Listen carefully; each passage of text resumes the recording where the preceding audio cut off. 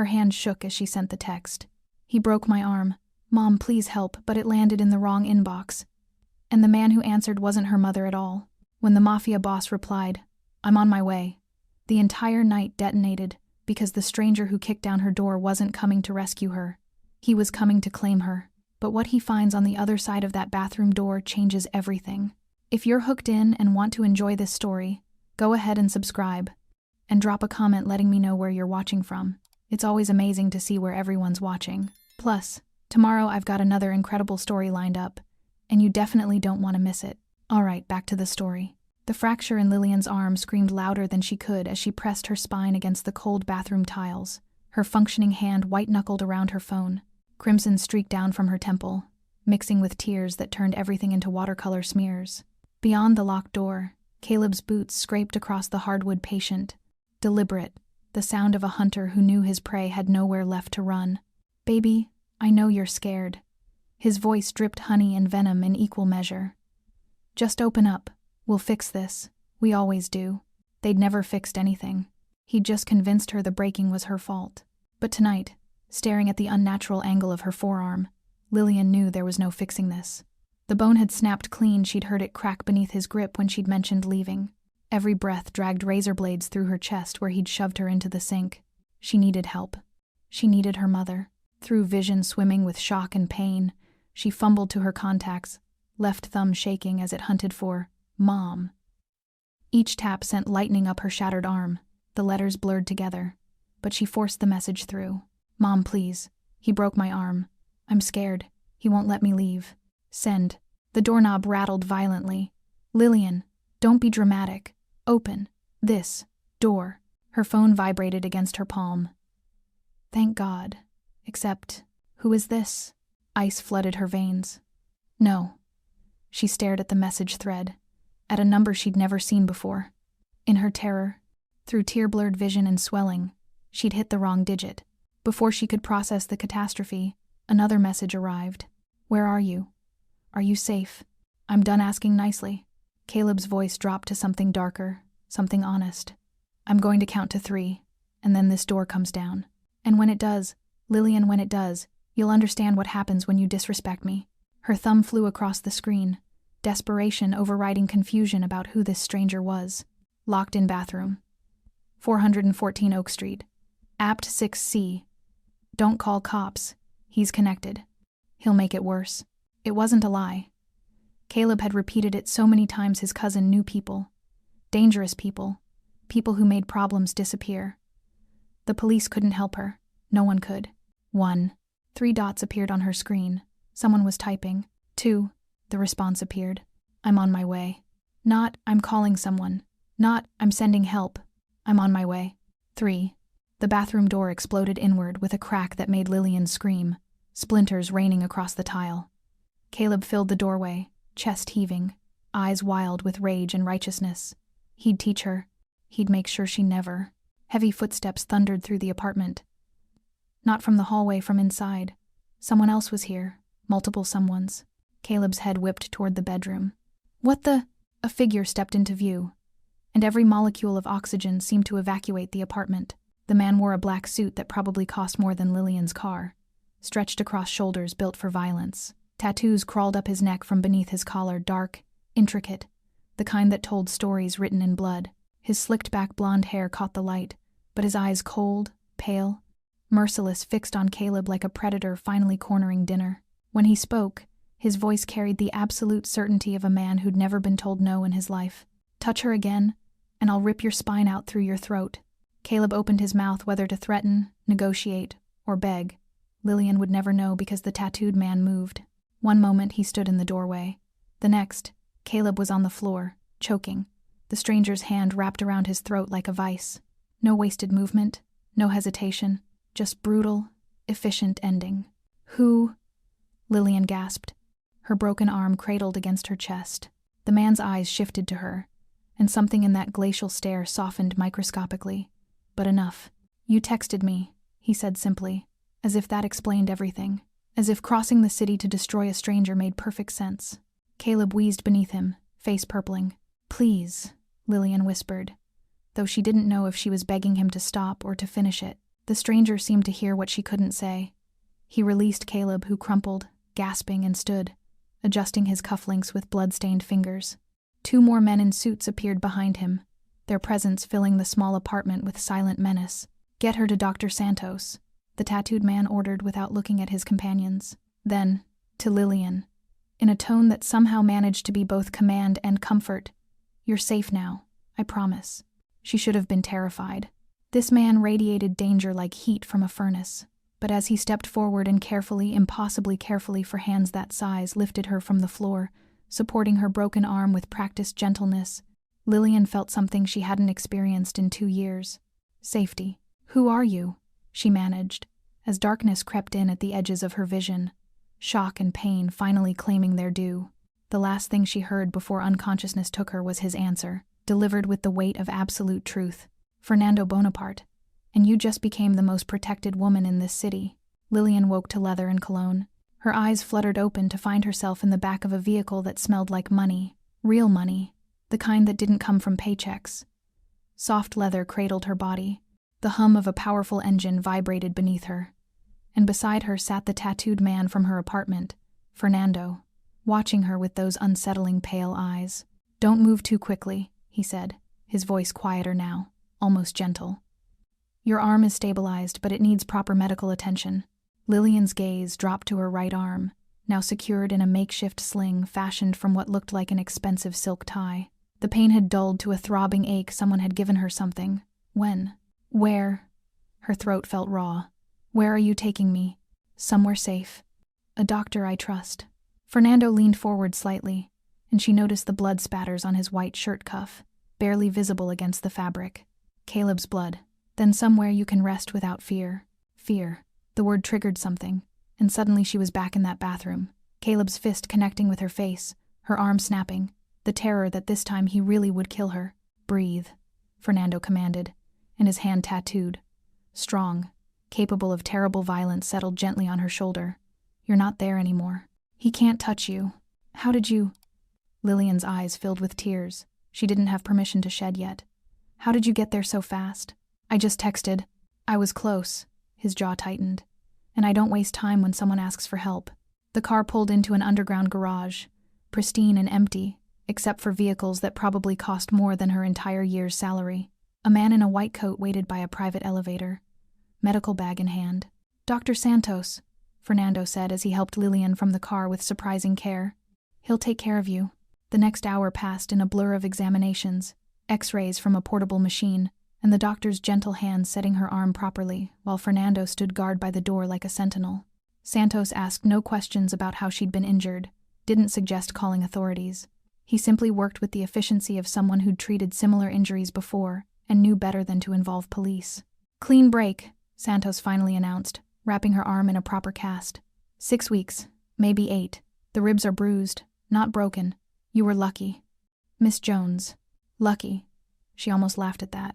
"Thank you, doctor," Fernando said, and it was clearly a dismissal. Santos packed his equipment and disappeared into the elevator without another word. Alone now, well, alone with Fernando and the 2 silent men who'd accompanied him, Lillian finally found her voice. "Caleb said he was connected. He always said if I went to the police, his people would—" She stopped, looking at this man who'd destroyed Caleb with casual brutality. "Is it true?" Fernando's expression shifted into something almost resembling amusement. "Caleb worked at a car dealership. His cousin is a low-level dealer who occasionally pays protection money to people who pay me." He stepped closer, and she should have flinched but didn't. "He's nobody, Lillian. He lied to keep you trapped." The words hit harder than Caleb's fists ever had. 2 years.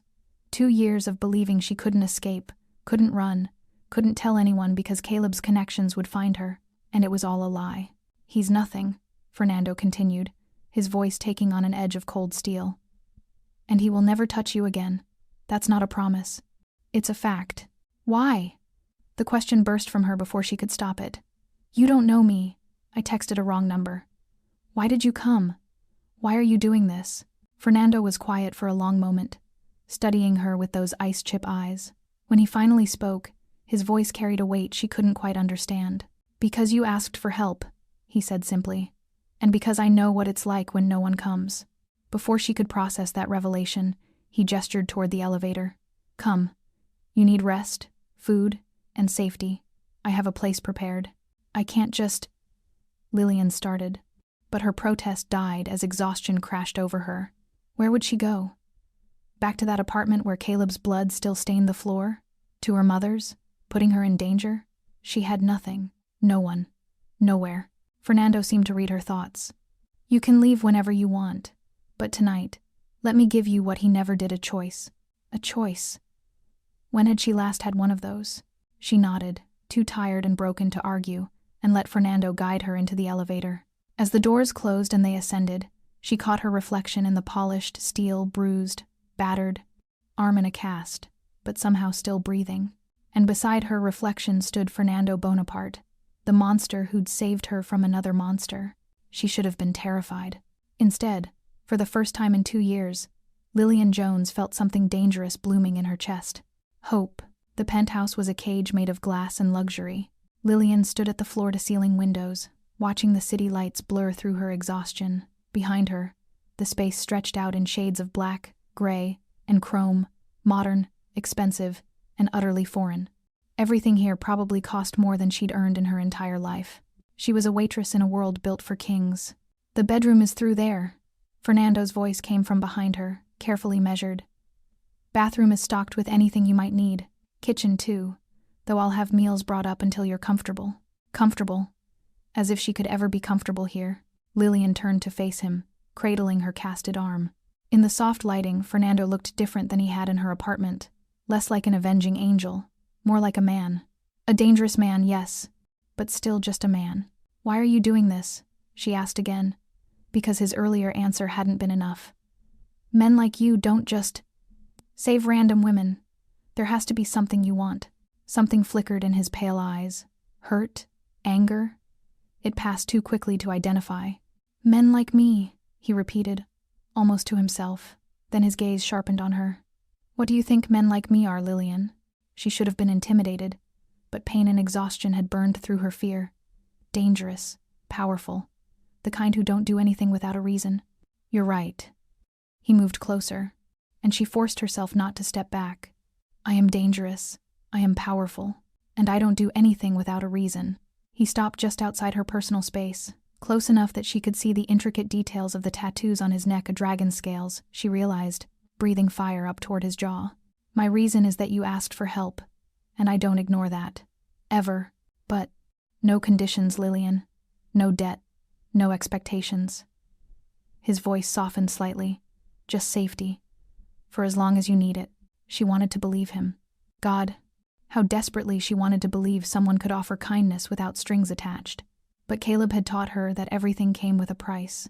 As if reading her thoughts, Fernando added, I know you don't trust me. You shouldn't. Not yet. But I'm asking you to trust this. He gestured to the penthouse around them. Trust that tonight, you can sleep without fear. Tomorrow we'll figure out the rest.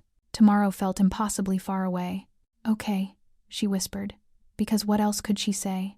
Fernando nodded and turned to leave, but paused at the doorway. I'll be in the next unit if you need anything. Victor is stationed outside your door. He won't come in, but he'll respond if you call. Victor? One of my men.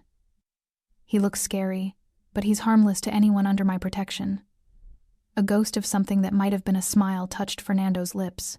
Well, harmless to you anyway. Then he was gone, the door clicking shut softly behind him, leaving Lillian alone in a stranger's penthouse with nothing but the clothes on her back and a broken arm. She should have cried, should have collapsed, but instead, she walked to the bedroom, found it decorated in the same expensive minimalism as the rest of the space, and sat carefully on the edge of a bed that probably cost more than her car. Her phone buzzed. Caleb's number. Her heart stopped. Then the message loaded. This is Fernando. I had your phone retrieved from the apartment. Caleb's number is now blocked. Your mother's real number is saved in your contacts. I suggest calling her tomorrow when you're rested. Sleep now. Tears finally came not from fear or pain, but from the simple kindness of someone thinking about her mother, about her needing her phone, about small details that meant someone actually cared. The nightmares came anyway. Lillian woke gasping. Caleb's hands around her throat, his voice promising this time would be the last time. Lillian. Fernando's voice cut through the darkness. You're safe. She jolted upright, heart hammering, and found Fernando sitting in a chair by the window, silhouetted against the city lights, still in his suit, though his jacket was off and his sleeves were rolled up, revealing more tattoos that snaked down his forearms. "How long have you been there?" Her voice shook. "Since you started screaming." He didn't move from the chair, giving her space. "Victor called me. You don't remember, but you were calling for help." Shame burned through her. "I'm sorry, Don't." The command was soft but absolute. "Don't apologize for trauma. It's not weakness, Lillian. It's proof you survived." Something in her chest cracked open at those words. "Does it get better?" she asked, pulling her knees to her chest, careful of her casted arm. "The fear?" Fernando was quiet for a long moment. When he spoke, his voice carried the weight of experience. "Yes, but not because time passes. Because you choose to take your power back. And I promise you," his pale eyes found hers in the darkness, "you will never be hurt again. Not while I'm breathing." It should have sounded like possession. Instead, it sounded like a vow. And for the first time since that wrong number text, Lillian Jones began to believe that maybe, just maybe, she'd been saved by the right monster. 3 weeks passed in Fernando's glass tower, and Lillian discovered that safety felt like a cage made of silk. She healed physically, at least. The bruises faded from purple to yellow to nothing. Her ribs stopped aching with every breath. The cast on her arm became something she barely noticed. Dr. Santos visited twice weekly, pronouncing her recovery remarkable. But being remarkable wasn't enough anymore. "I need to work," Lillian announced one evening as Fernando arrived for his nightly check-in. A routine that had become as predictable as sunrise. "I can't just exist here." Fernando paused in the doorway, still in his suit though he'd loosened his tie. His pale eyes assessed her carefully. "You're still healing." "I'm going insane." She stood from the couch, meeting his gaze with newfound determination. "I appreciate everything you've done, God, Fernando. I owe you my life, but I can't be locked away like some fragile thing. I need purpose. I need to feel like myself again." Something shifted in his expression, respect, maybe, or understanding. He crossed the room and sat in the chair he'd occupied that first nightmare-filled night, gesturing for her to sit as well. "What did you do before?" he asked. "Before Caleb." The name still made her flinch, but less than before. "I waited tables. Nothing glamorous, but I was good at it.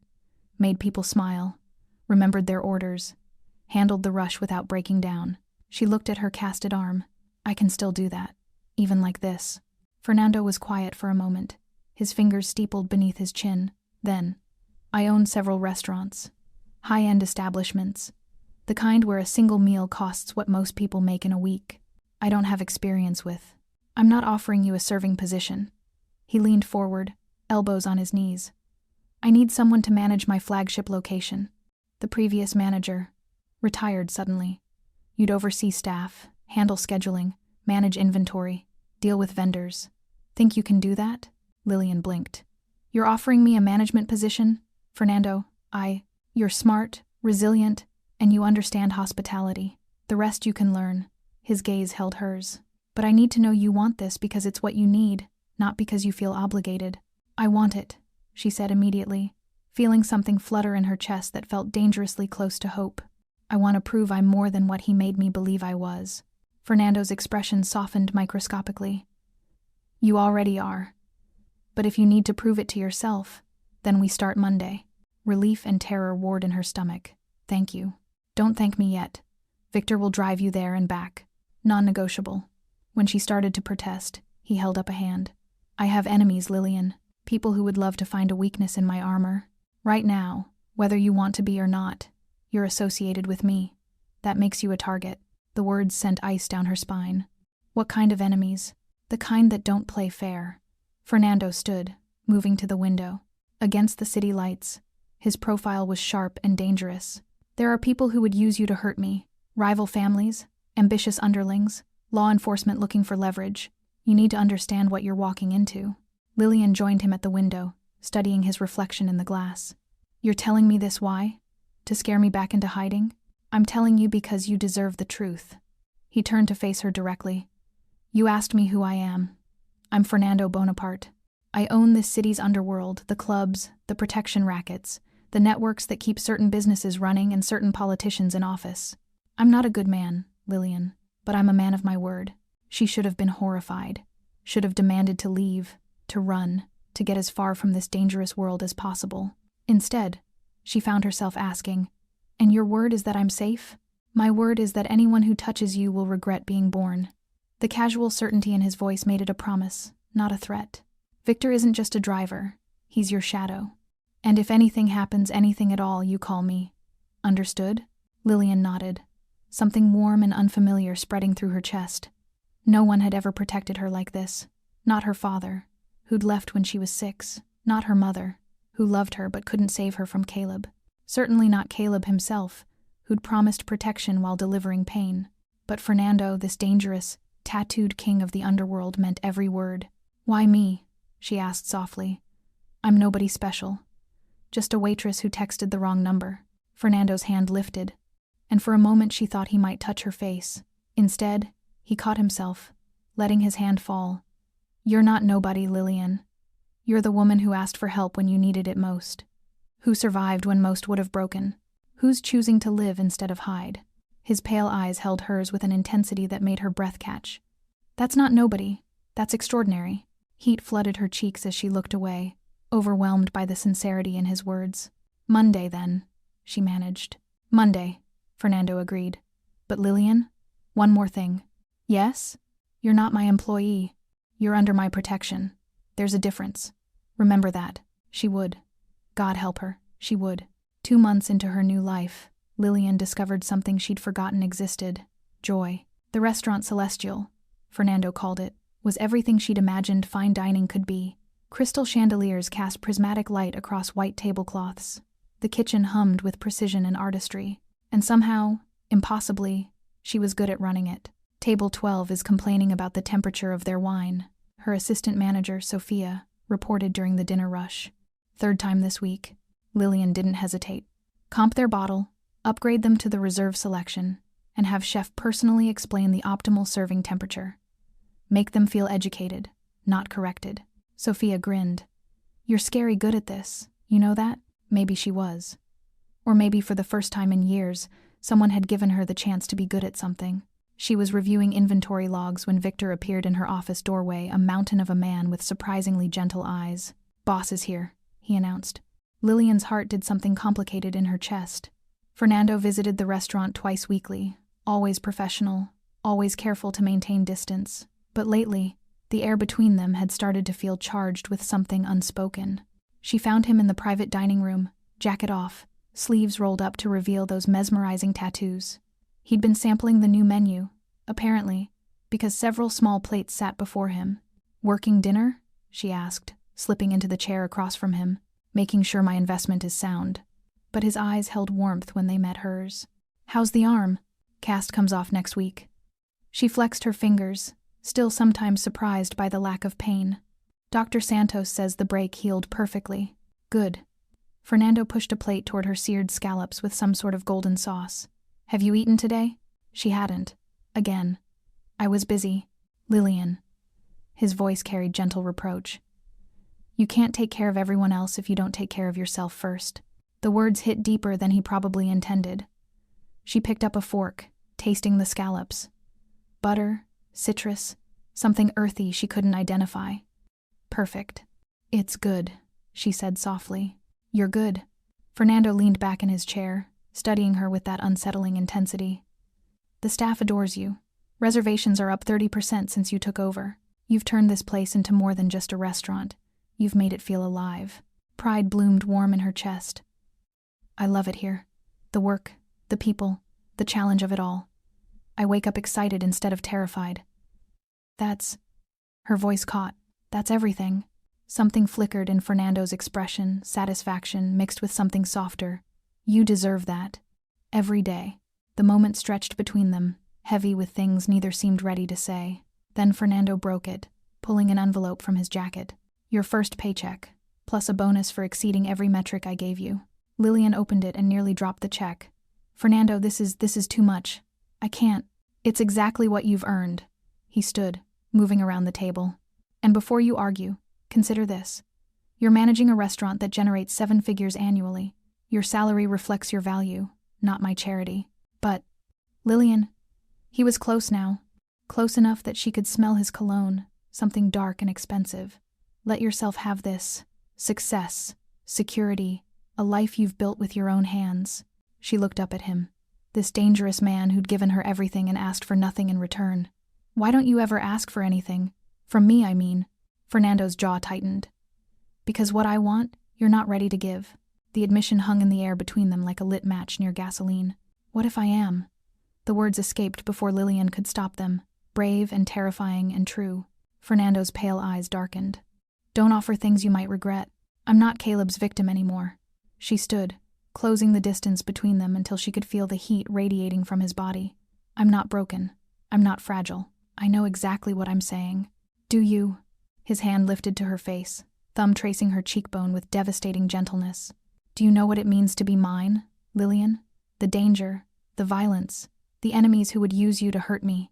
You've had Victor shadow me for 2 months. I already know the danger. She leaned into his touch, her heart hammering.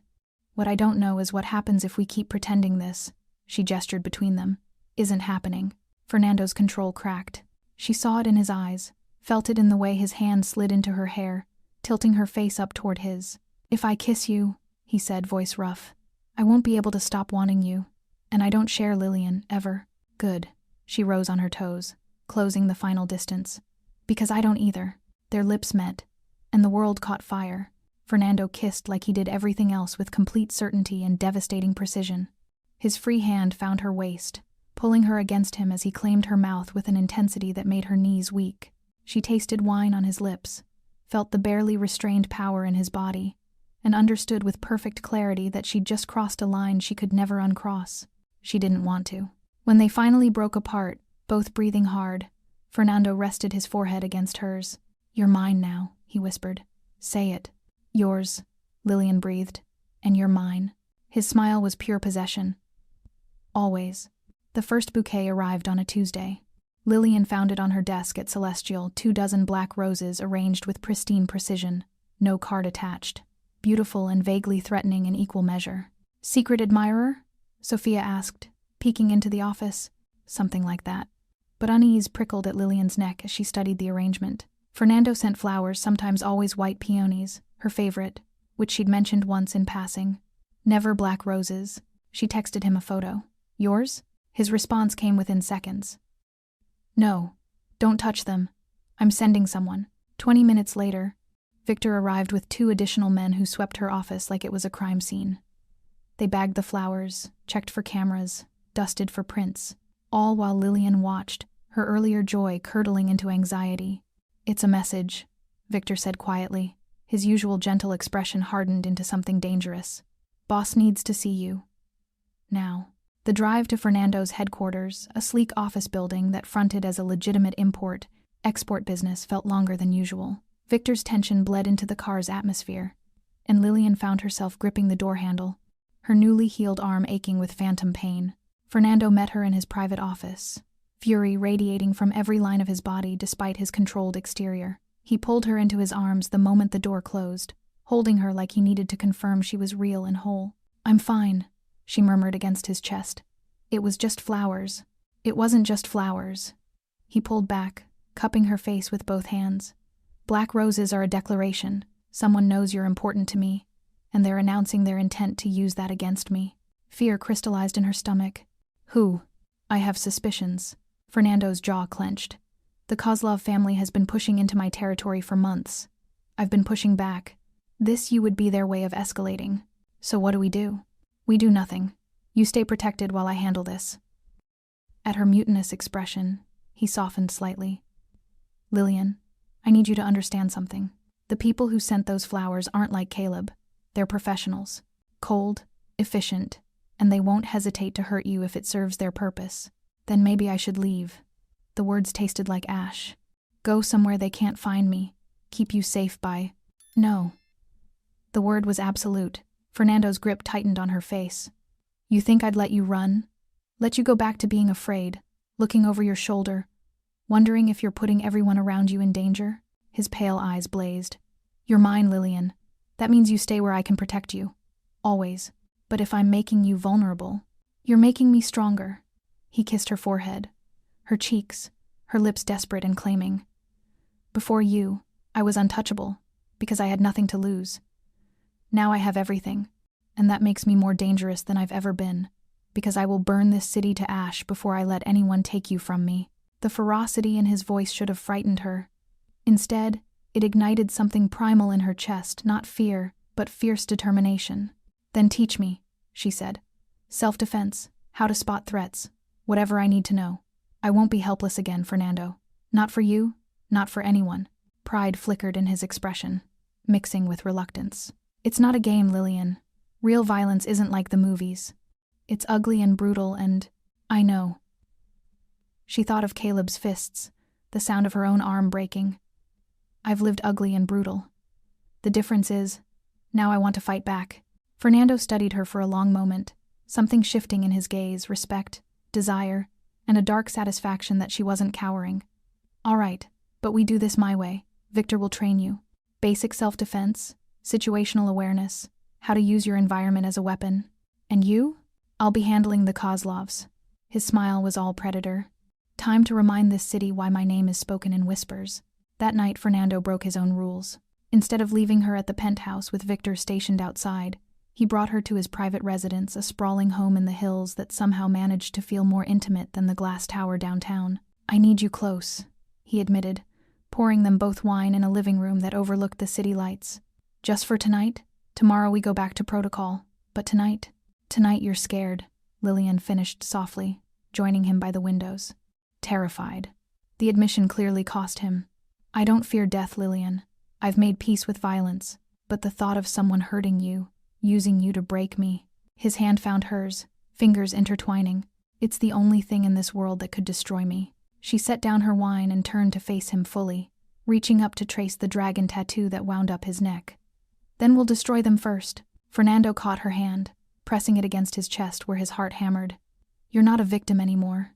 "No," she agreed. "I'm a queen learning to rule beside her king." His kiss was answer and promise and possession all at once. When he lifted her into his arms and carried her toward his bedroom, Lillian felt no fear, only the bone-deep certainty that whatever came next, they would face it together. Let the Kozlovs send their messages. She was done running. The attack came 3 weeks later, on a night when Lillian's guard was finally down. She'd stayed late at Celestial, reviewing applications for a new sous chef position. Victor waited outside as always, but she'd insisted he grab coffee from across the street, her small rebellion against the constant shadow, even though she knew Fernando would disapprove. 5 minutes. Victor was gone for 5 minutes. That's all it took. Lillian was locking her office when she heard the footsteps too many, too coordinated. She spun toward the emergency exit, hand diving for her phone, but they were already there. 3 men in dark clothing, faces obscured. Professional, efficient, exactly what Fernando had warned her about. "Don't scream," one said in accented English Russian. She realized with ice-cold clarity. "Kozlov, come quietly, nobody else gets hurt." Lillian's training kicked in, Victor's voice in her head. "When you can't win, survive. Buy time. Make them work for it." She screamed anyway. Her hand found the desk lamp, swinging it hard into the nearest man's face. Glass shattered. He staggered, cursing in Russian. She ran, not toward the exit, but deeper into the restaurant, toward the kitchen where the knives were, where someone might still be. A hand caught her hair, yanking her backward. Pain exploded across her scalp as she hit the ground. Before she could fight, something sharp pricked her neck. The world went sideways. "Fernando," she thought desperately as darkness swallowed her. "I'm sorry." Lillian woke to the smell of mildew and oil. Her head pounded, vision swimming as she tried to focus. Warehouse. She was in a warehouse, hands zip-tied to a metal chair, ankles bound. Blood crusted on her temple where she'd hit the floor. "She's awake." A voice from the shadows, the same Russian accent. "Tell Kozlov." 3 figures emerged from the darkness. The men from the restaurant, plus someone new, older, silver-haired, wearing an expensive suit that looked obscene in this decrepit space. "Miss Jones." His smile didn't reach his cold eyes. "Forgive the accommodation. We won't be here long." "Go to hell," Lillian spat, testing her restraints. Tight, but not impossible. Victor had taught her about zip ties, how they had a breaking point if you knew the angle. Silverhair laughed. "Spirit, I see why Bonaparte is so taken with you. Tell me, does he know you're just a waitress playing dress-up in his world? Does your mother know you kidnap women to compensate for your inadequacies? She needed them angry. Distracted. Angry people made mistakes. His smile vanished. You think you're clever? You're a message, little girl. Nothing more. When Bonaparte tears this city apart looking for you, when he makes mistakes because his heart is bleeding, that's when we strike. You're the crack in his armor. He'll kill you. Lillian's voice was steady despite her hammering heart. All of you. Slowly. Perhaps. Silverhair gestured to one of his men. But first, we make sure he knows what he's lost. Take a photo. Send it to Bonaparte with our demands. One of the men approached with a phone, and Lillian saw her chance. She raised her bound arms, slamming them down hard against her knee exactly as Victor taught her. The zip tie snapped. She moved on pure instinct and adrenaline. Her freed hands grabbed the man's wrist, twisting the phone from his grip.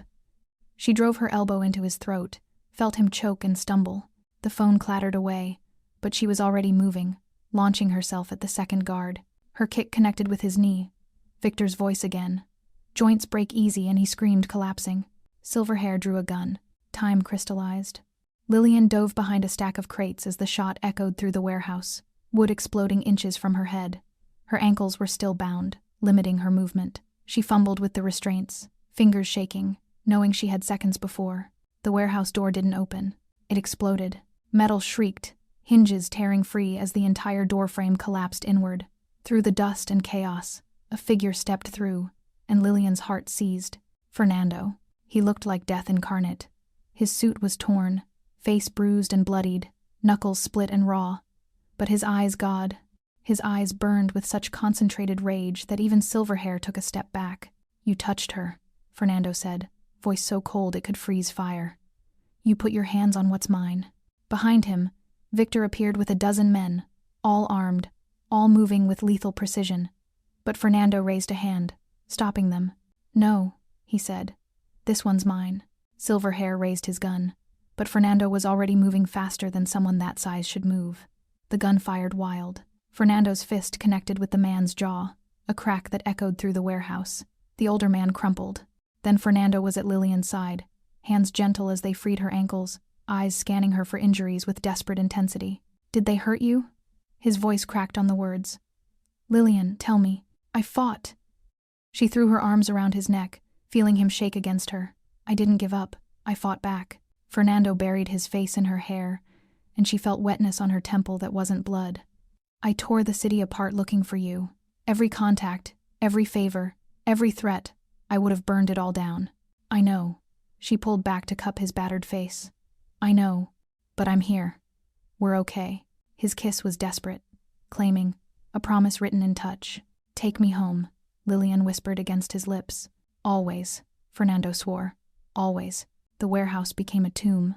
Fernando's men moved through the space with surgical precision, securing the Kozlov soldiers who'd survived the initial assault. Silver-haired Dmitri Kozlov, Lillian would later learn, groaned on the concrete floor, jaw shattered, choking on his own blood and broken teeth. But Fernando's attention never wavered from Lillian. Can you walk? His hands roamed over her arms, her face, cataloging every bruise and cut with barely controlled fury. Did they drug you? Your pupils are. I'm okay. She caught his hands, stilling them. Fernando, I'm okay. They injected me with something at the restaurant, but it's wearing off. I can walk. Relief and rage warred in his expression. He pulled her against his chest, and she felt the violent tremor running through his body, adrenaline, fear, the aftermath of whatever hell he'd unleashed to find her. I got the photo, he said into her hair, voice rough. You, tied to that chair, blood on your face. I've killed men for less. Lillian, I've destroyed entire families for disrespect, but seeing you like that... His arms tightened until she could barely breathe. I would have ended the world, but you found me first. She pulled back to meet his eyes, seeing the depth of his terror reflected there. You came. Always. He kissed her forehead, her temple, her lips gentle despite the violence still singing through his veins. Every time. Forever. Behind them, Dmitri Kozlov coughed wetly, trying to speak through his ruined mouth. Fernando's expression shifted, the gentleness evaporating into something arctic and merciless. Victor, he called, not looking away from Lillian. Take her to the car. Now. No. Lillian grabbed his jacket. Whatever you're going to do. You don't need to see this. Fernando's voice was soft but absolute. This part of me, This darkness, you don't need it in your head. I know what you are. She held his gaze, unflinching. I've always known. You think I'm naive enough to believe you built an empire without blood, without violence?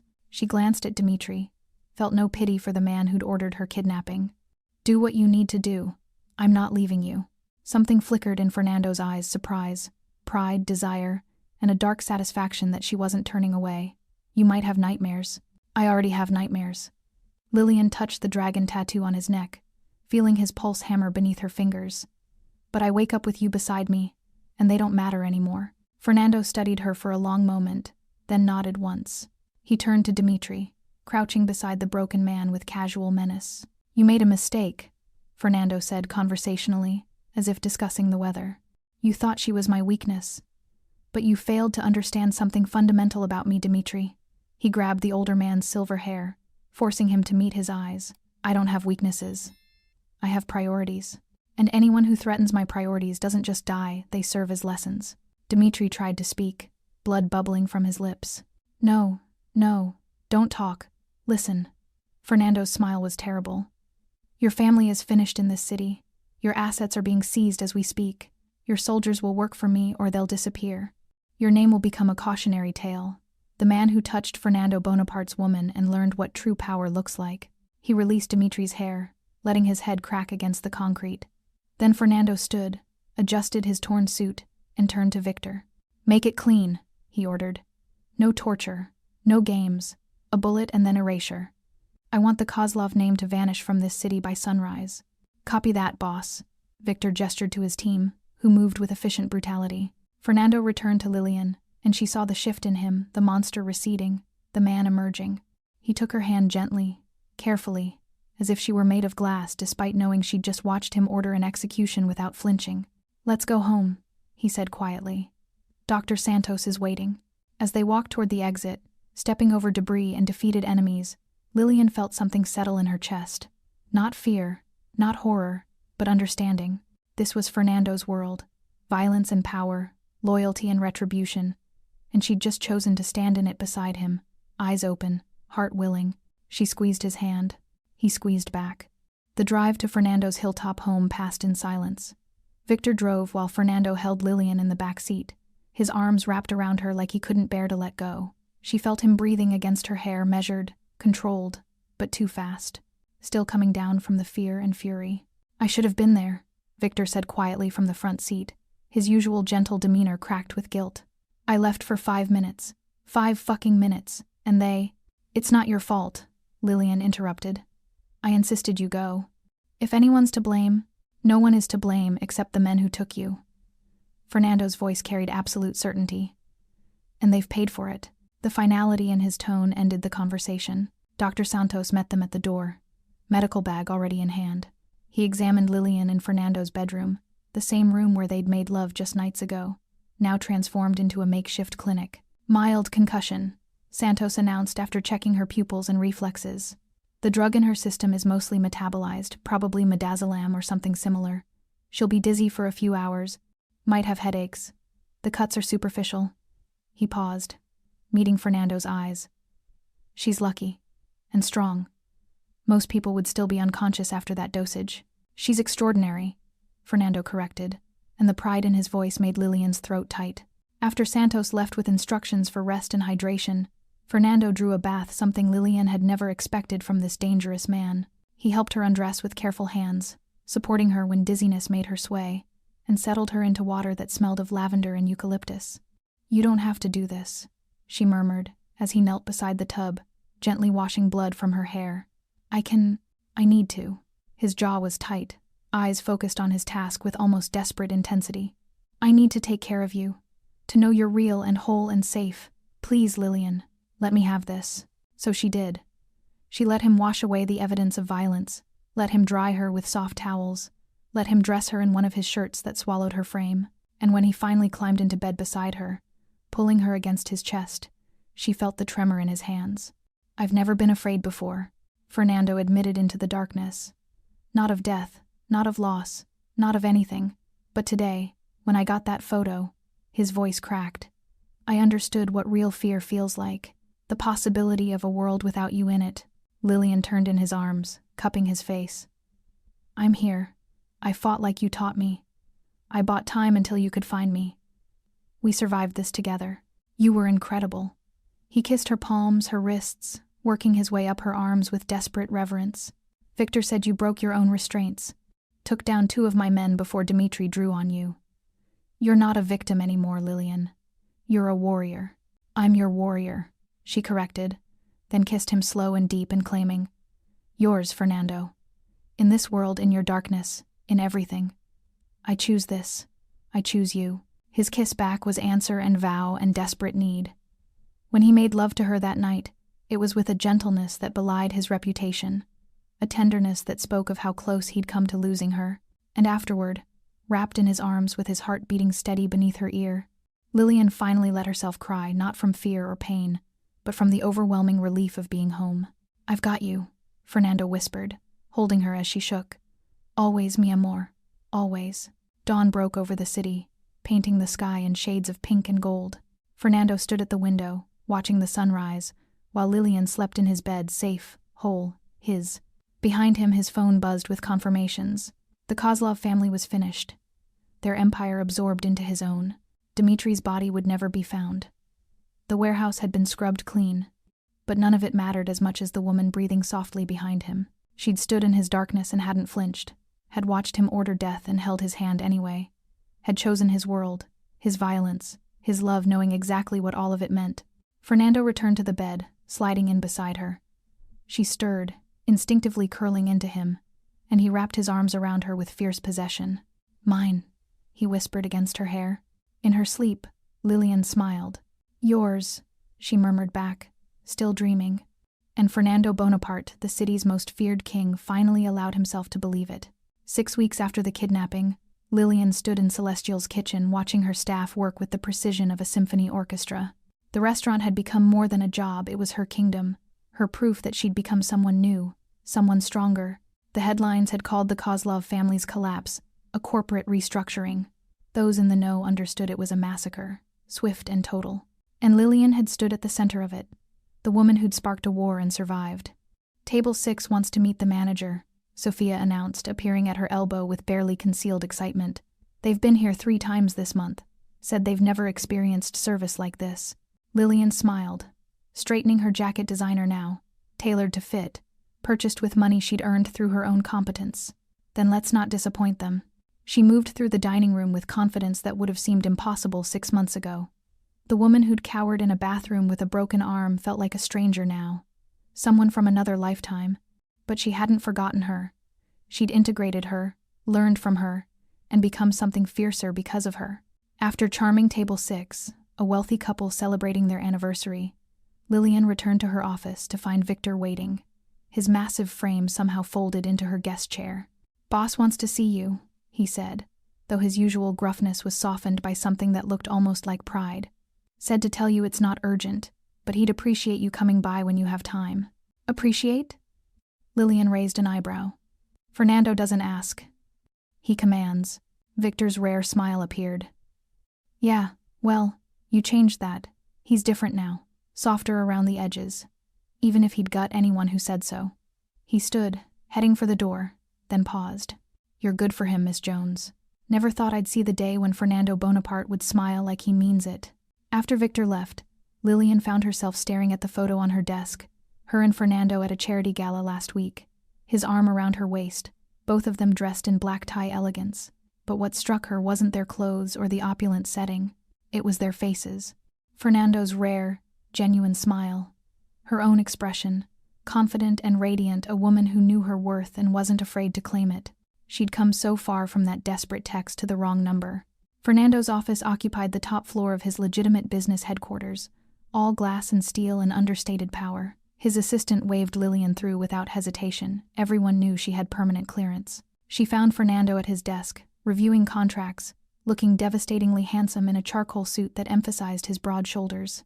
The late afternoon sun caught the tattoos on his neck, making the dragon seem almost alive. He looked up as she entered, and his entire demeanor shifted, shoulders relaxing, expression warming, the dangerous edge softening into something approaching peace. Mi amor, he greeted, standing to meet her. Thank you for coming.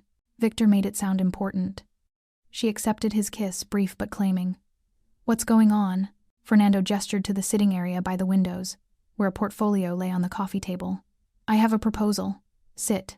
Intrigued. Lillian settled onto the leather sofa, while Fernando poured them both wine, a ritual they'd developed over months of late-night conversations about business, life, and the future they were building together. I'm expanding, Fernando began, sitting beside her close enough that their thighs touched. 3 new restaurant concepts, all high-end, all in prime locations. I want you to oversee the entire hospitality division, not just Celestial everything. Lillian's breath caught. Fernando, that's a multi-million-dollar operation. I've only been managing Celestial for a few months, and you've exceeded every projection I had. He opened the portfolio, revealing architectural renderings, financial projections, market analyses. You have instincts for this that can't be taught. You understand people, anticipate their needs, create experiences that make them feel special. That's worth more than an MBA or decades of experience.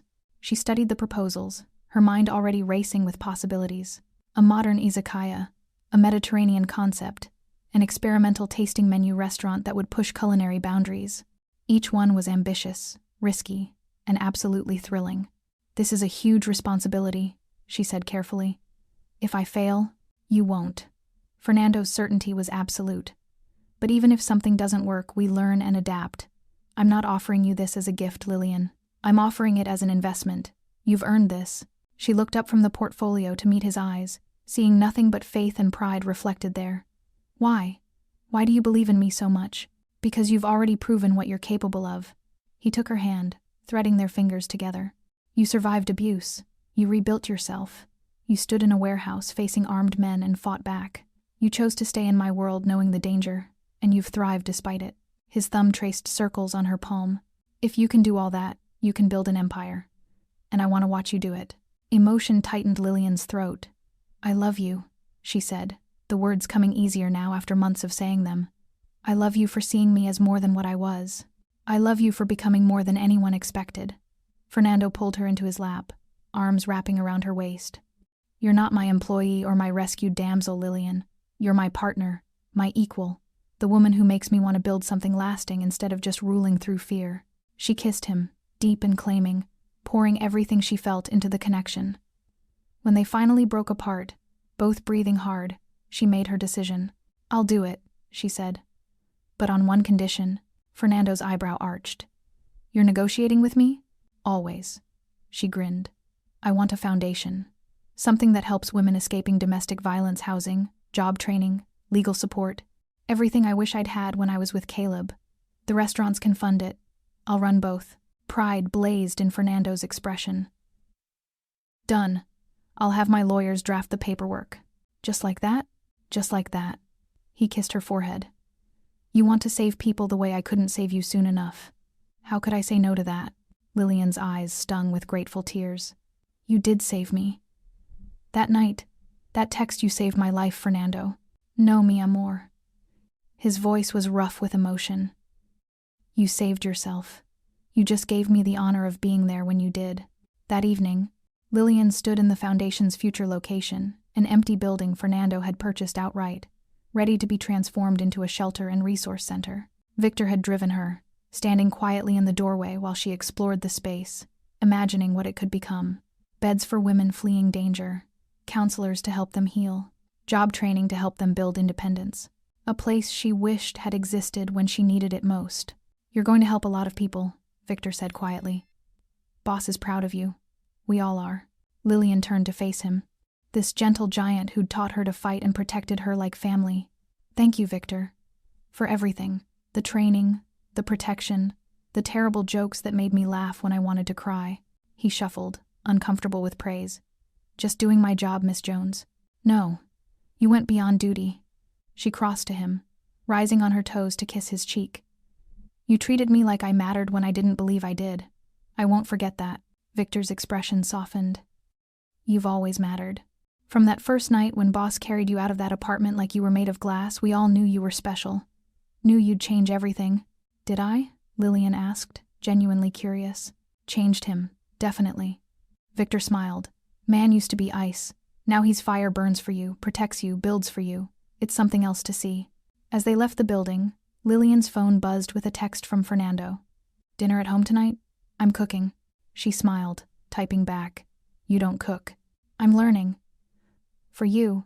Her heart swelled impossibly full. This dangerous, powerful man who ruled the city's underworld was learning to cook because he wanted to share simple moments with her. I'll be there soon, she replied. I love you. I love you more. Hurry home. Home. Not the penthouse or his house in the hills, but wherever they were together. Lillian Jones, former waitress, domestic violence survivor, wrong number miracle had finally found where she belonged, and she'd become fire instead of ash getting there. 3 months later, the city knew her name. Not as Fernando Bonaparte's woman, though she was that, fiercely and publicly, but as Lillian Jones, the hospitality mogul who'd launched 3 acclaimed restaurants and a foundation that was already changing lives. The press called her a Cinderella story. They didn't know the half of it. Tonight, Lillian stood in front of her bathroom mirror in Fernando's hilltop home, adjusting the midnight blue dress he'd had made for her. Diamonds glittered at her throat, a gift for their 6-month anniversary, and her hair fell in waves down her back, elegant and confident.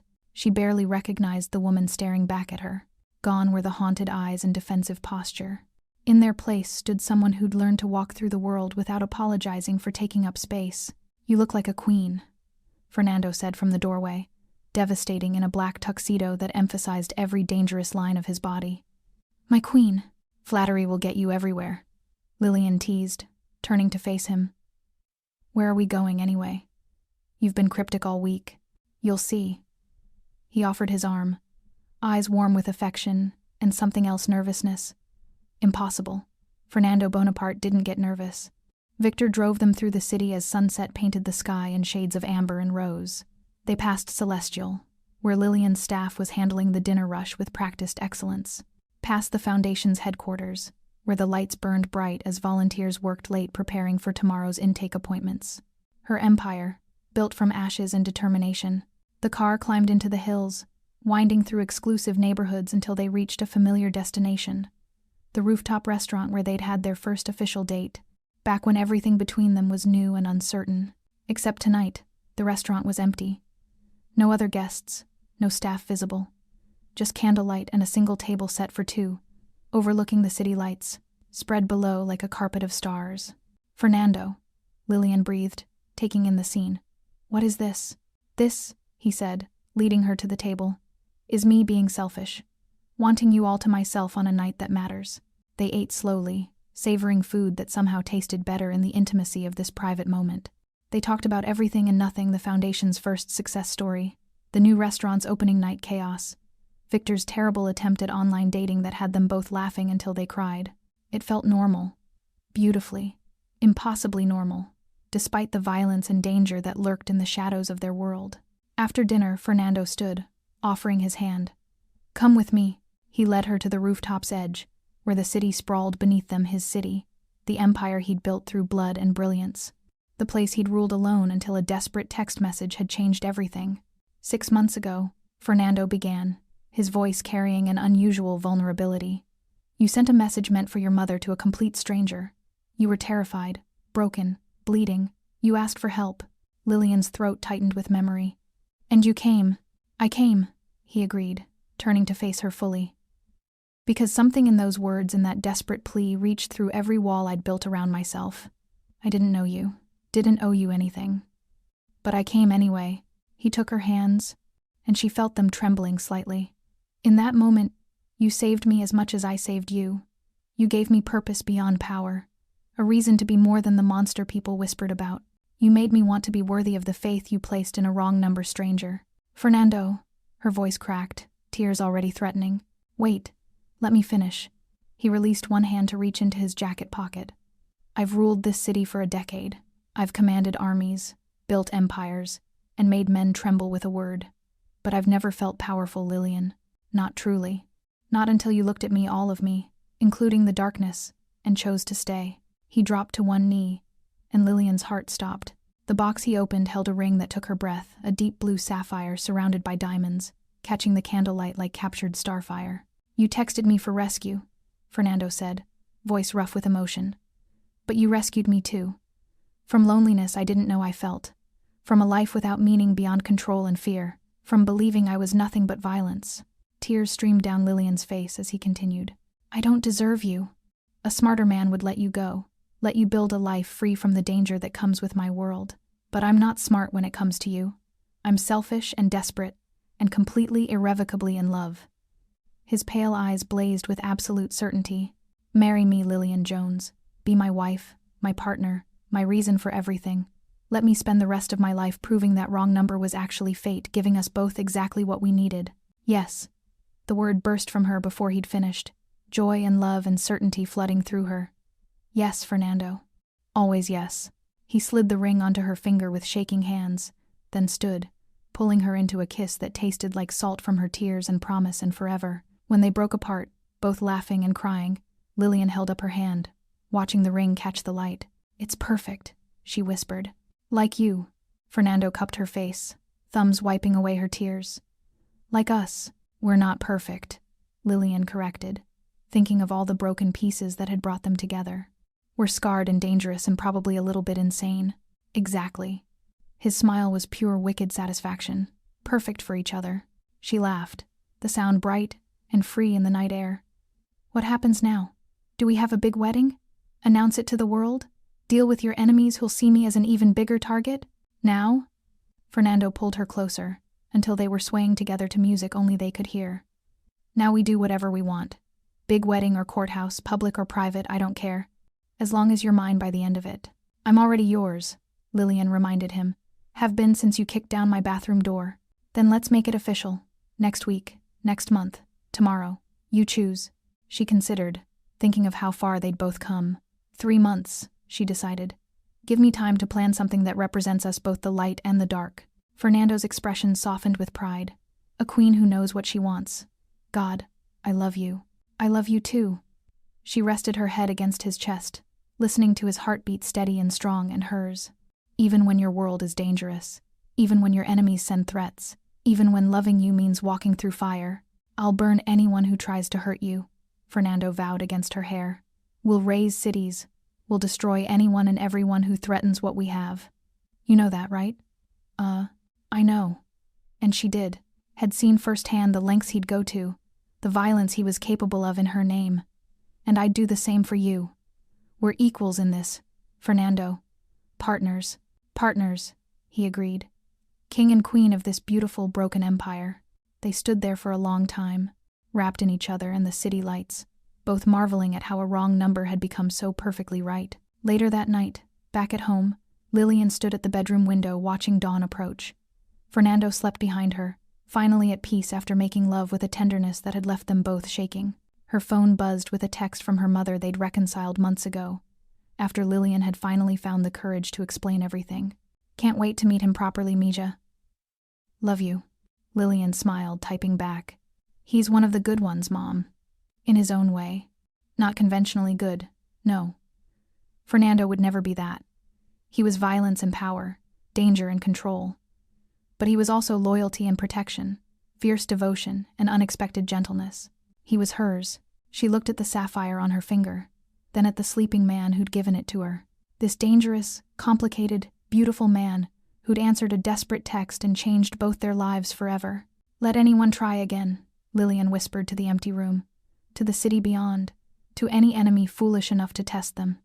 Let them try to take what we've built. Let them come. Behind her, Fernando stirred, reaching for her even in sleep. She returned to bed, fitting herself against him, and felt his arms wrap around her with instinctive possessiveness. Love you, he mumbled, still dreaming. Love you more, she whispered back. As dawn broke over the city, they ruled together.